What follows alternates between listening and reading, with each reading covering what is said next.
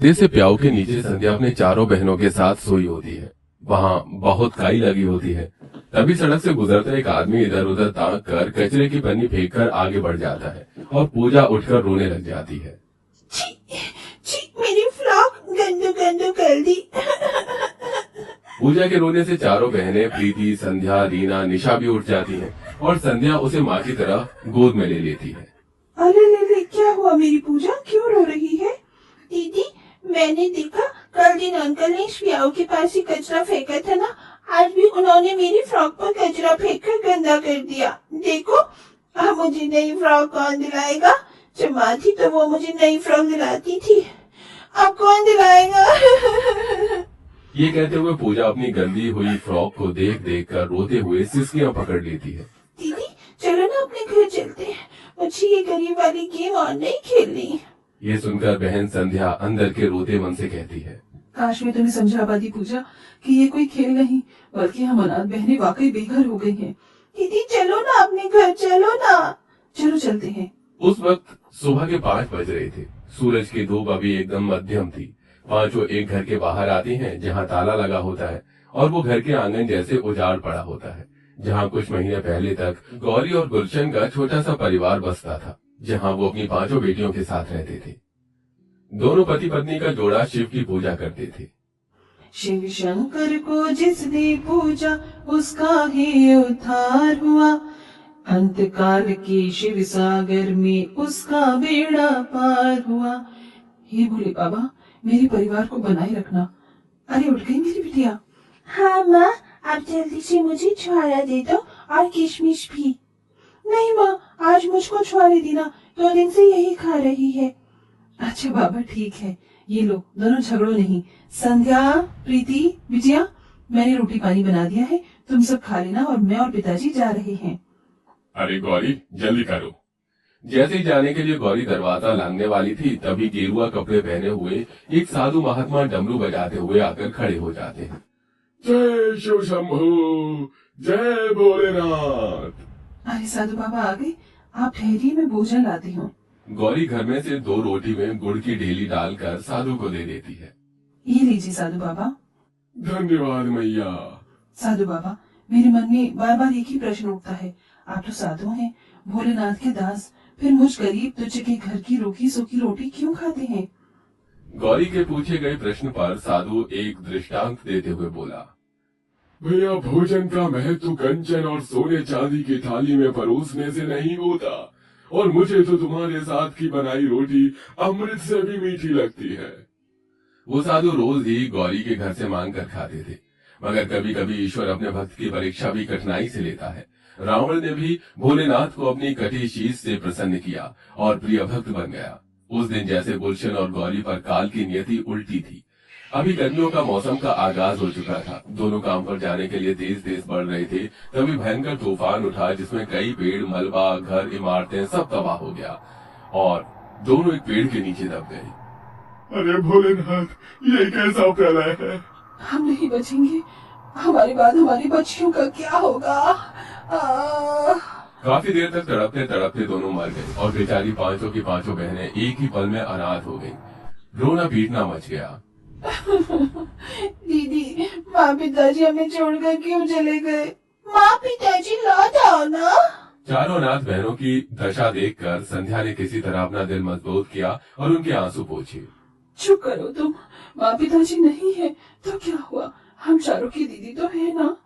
तभी मकान मालिक आ धमका, ये दुनिया बस दांव की यार है। यहाँ एक बार माँ बाप का दामन छूट जाने के बाद अपना कहने को कोई नहीं होता। अरे चलो चलो चलो, जल्दी जल्दी से मेरा घर खाली करो। आप तो मेरे घर में नहीं रह सकती, क्योंकि तुम्हारे माता पिता तो मर गए हैं, तो घर का किराया कौन भरेगा? हम देंगे आपका किराया सेठ जी, बस मेहरबानी करके हमें इस घर से मत निकालिए। इस कहर बरसती गर्मी के मौसम में हम अपनी छोटी मासूम बहनों को लेकर कहाँ जाएंगे? वो मुझको क्या पता, बस मेरे जमीन से निकलो, चलो। 5 आंखों में आंसू लिए घर से निकल जाती हैं। गर्मी के चलते पूरी सड़क पर सन्नाटा छाया हुआ था। जमीन अंगारों से जल रही थी और लू की गर्म हवाएं उनके शरीर से लग रही थी। दीदी, बहुत गर्मी लग रही है, प्यास लगी है, पानी चाहिए। दीदी दीदी देखो, वो अंकल ठंडा ठंडा बर्फ का पानी बेच रहे हैं, दिलवा दो ना। ठीक है पूजा, तुम यही रहो। प्रीति पानी वाले के पास आती है। उसके कपड़े पूरी तरह से पसीने में सने थे और गला प्यास से सूखा था। भैया थोड़ा पानी दे दीजिए। कहो कितने गिलास पानी देना है? 5 गिलास। ठीक है, तो 25 रुपए लाओ। जी पैसे तो नहीं है। अच्छा, तो तुझको बिना पैसे के बर्फ वाला पानी चाहिए। चल यहाँ से। पानी वाला प्रीति को धक्का मार देता है और वो चलने लगती है, पर ना तो कोई उन्हें अपने घर में शरण देता है और ना कोई उन्हें पानी पिलाता है। भटकते भटकते वो मंदिर के पास आती है, जहाँ एक गंदा सा प्याऊ लगा होता है, जहाँ काफी काई भी जमी होती है और उससे गंदा पानी बह रहा था। चलो सब इसी से प्यास बुझा लो बहनों। सब पानी पीती हैं और उस प्याऊ के पास बैठ जाती हैं, जहाँ उन्हें 2 दिन गुजर जाते हैं और पूजा की जिद से वापस उसी घर आंगन में लौटती हैं, जहाँ से वो अनाथ बहनें निकाली गई थी। तुम 5 बहनें फिर आ गई मेरे घर आंगन में, बड़ी बेशरम हो। हम जाएंगे भी कहाँ सेठ जी, कोई जगह नहीं हमारे पास, हमें यहाँ रहने दीजिए ना। तुम दफा होती हो कि नहीं? एक बार तकदीर फिर से उन 5 को सड़क पर ले आती है, जहाँ फिर से उन्हें गर्मी का सितम उठाना था। काश कि माँ पिताजी हमारे लिए घर बना कर गए होते, तो हम इस बेदर्द गर्मी के मौसम में ऐसे नहीं भटकते। क्या दिया उनके भगवान ने, हमसे हमारे माँ बाप को छीन लिया। ये कहते हुए जिस रास्ते से वो गुजर रही थी, उसी रास्ते में वही साधु उन्हें दिखता है। अरे ऐसा नहीं है बेटी, भोलेनाथ कभी किसी भक्त को दुख नहीं देते। तो फिर किससे पूछकर हमारे माता पिता को छीन लिया, बताइए साधु बाबा।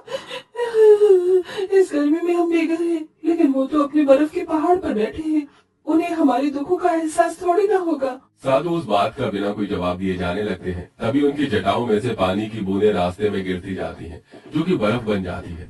कुछ दूर आगे जाते ही वो साधु गायब हो जाते हैं, जिसे देखकर 5 अचंभा करती हैं। ये जमीन पर गिरकर जैसी चमकती चीज क्या है? दीदी देखो। प्रीति, ये तो बर्फ का टुकड़ा है। दीदी, यहाँ आगे रास्ते में भी बर्फ गिरी है। मेरे ख्याल से ये बर्फ हमें कोई रास्ता दिखाना चाह रही है। चलो बहनों। चलते चलते 5 जंगल के छोर में आ जाती हैं, जहाँ एक बड़ा सा बर्फ का घर बना हुआ था। दीदी दीदी देखो, वहाँ बर्फ का घर बना हुआ है, कितना प्यारा घर है।